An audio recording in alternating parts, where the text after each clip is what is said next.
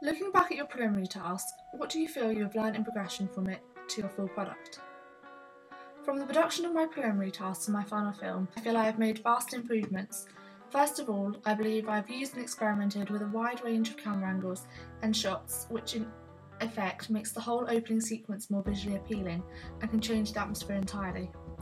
In my preliminary task, for the purpose of improving our understanding of equipment, I found that I had minimal variety of camera angles which weren't appealing to an audience, which meant that my clips didn't flow efficiently, making it look unprofessional.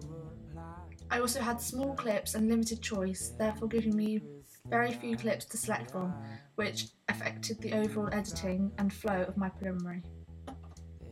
Whereas in the process of my final media product, I filmed a variety of camera angles multiple times in order to have a wide range to choose from, so the sequence of clips would flow better, making the editing easier. In my preliminary task, I followed the 180-degree rule, which is a basic guideline in filmmaking that states two characters in the same scene should always have the same left-right relationship to each other, and this helps the audience to follow the conversation correctly. If the camera passes over the imaginary axes connecting the two subjects, it's called crossing the line. The new shot from the opposite side is known as a reverse angle. Filming a simple preliminary task and filming the opening sequence to my film, I feel I have adapted to focusing on a wider range of camera angles and am able to experiment, keeping the audience engaged through the use of images which will introduce the important aspects of my film. In my preliminary task, transition and editing decisions were essential, however they were simple.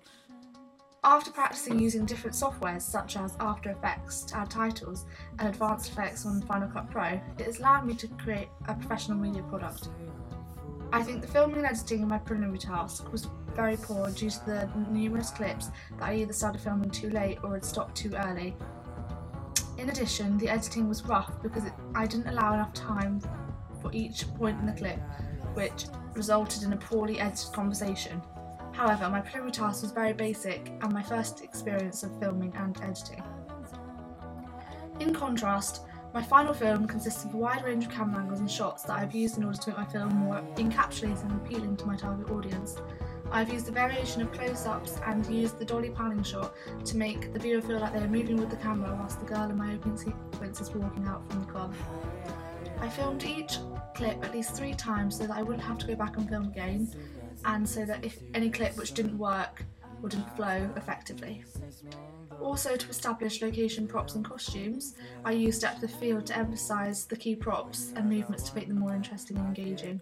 For example, the variation of close-up and extreme close-ups in the making of the fake taxi license builds suspense as the close-up of the kidnapper's hands avoid unveiling his identity.